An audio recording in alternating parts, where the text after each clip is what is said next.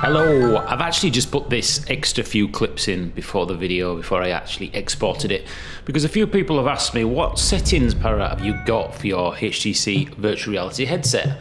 Well, I'm going to show you. So as you can see on screen, I have hide crowds, because when you're actually blasting past at the speeds we're driving in this game, you're not really going to notice them. And I also have recenter view at start, so I don't need to set that. Actually, there's a key for that in the settings. Make sure you set that key. A few people have said, oh well, it's when under the virtual reality menu. It's not. You need to set the reset head movement key in the settings, so make sure you bind a key for that. So under visuals, as you can see, I haven't really changed anything in here apart from the sun flares. I've got them on subtle, because if you leave these on normal, my god, they might as well have the sun stuck straight in both eyeballs. And we've also got exposure turned down a little bit, because everything seems a little bit bleached and over bright. Now resolution, that's my desktop resolution. I don't know whether it affects anything with the headset, whether there's like a downsampling or anything, but I've just left it at default. Anti-aliasing, I've got it on DS2X, which works. If I put this to DX4, I get juddering. I've not actually tried the DS2M. I don't know what that does. Reflections high, environment high, car detail ultra, we want that nice because that's surrounding us. Track detail medium. Not sure whether shadows actually affect the game's frame rate. I need to do a little bit more testing, because usually in other games they do. Grass I've got on low, doesn't really bother you when you're flying past. And there is a lot of grass. And these particle density things down at the bottom, I like sparks and flames and things like that, so I've got those as high as they'll go. Shared memory, no idea what that does, neither jitter tweak. So anyway, so those are the settings I've got with a 980 Ti, and for me, that makes it silky smooth and there's no juddering or sickville. Hello and welcome to another video from Paraplays VR.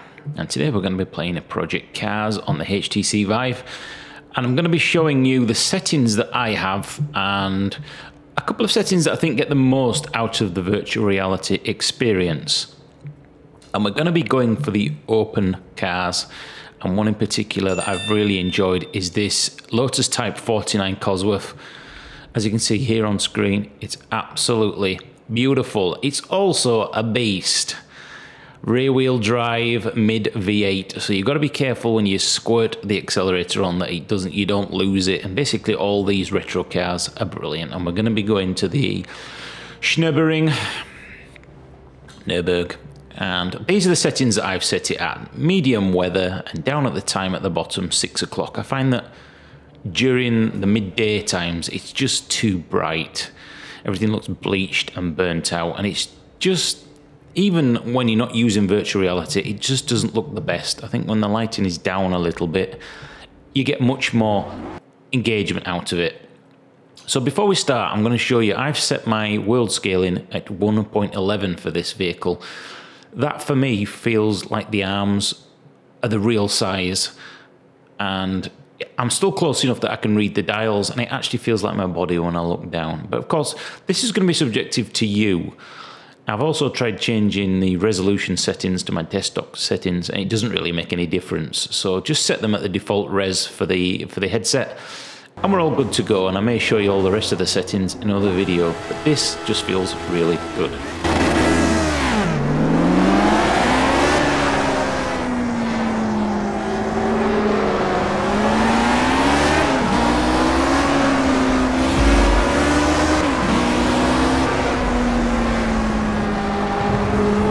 Just a tickle of motion sickness around those first couple of corners. I think that may be because all the cars are bunched up.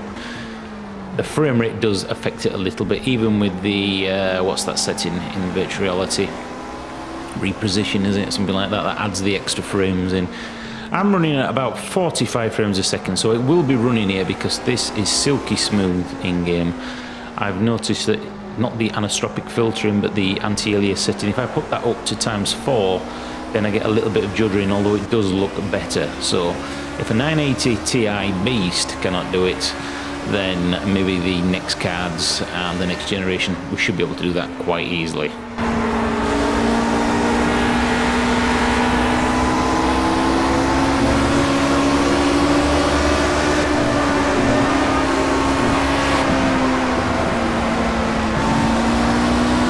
One thing I have noticed when looking back at some of the footage I've recorded, you really don't get that sense of scale on a 2D monitor that you do when you're in virtual reality. This car that I'm actually driving now actually feels like it's probably 18-20 foot long. I mean, the wheels look probably 2 foot wide. There really is quite a large scale on that. And the sense of speed is absolutely fantastic. Of course, we're using a V8 absolute beast of a car. But the sense of speed, even at 45 frames a second with reposition on, or whatever it's called, absolutely no qualms whatsoever.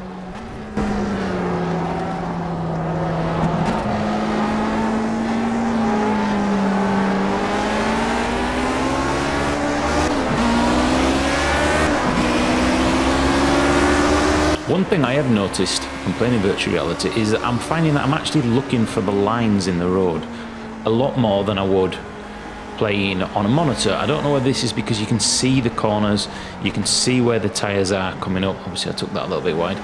But for me, it actually makes me feel like I'm a better driver. You may be looking at this footage and going, well, that's terrible, you're miles off. But when you're in game, you actually notice the tyre position and the cornering a lot more. And eventually, because I haven't played the game for a while, I will take the line off. I know it kills the immersion a little bit, but it's just this particular race with the sun in your eyes. I mean, that's absolutely blinding me. I can't even see the road in front of me. I forgot what I was saying now. I was enjoying myself. Hang on, let me get my thoughts together again. I've got to get past this bugger.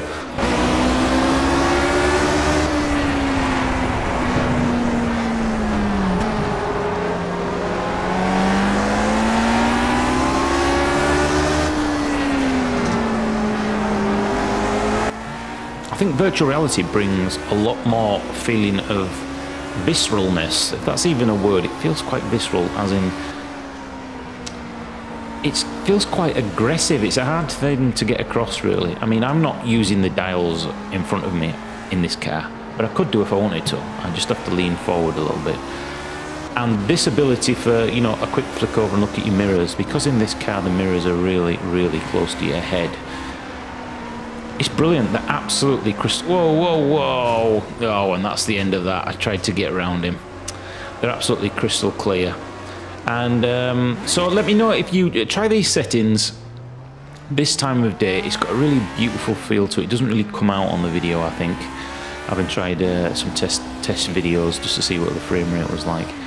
It really does not do it justice. And as I've said in my other videos, if you haven't got project cars and you've got the HTC Vive, it's an absolute must. I know it's $23.99, but you can get it a lot cheaper if you go to Kingwin or G2A, other places like that. And for me, the open face cars, these just have a really fantastic feel to them, because the car is literally wrapped around you, and the closer the visuals are, the sharper they are. Anyway, I hope you've enjoyed this video. I've been Paraplayers VR, project cars on the HTC Vive, and I'm absolutely bloody loving it. I'll see you in the next video. Thanks for watching and subscribing. Bye bye.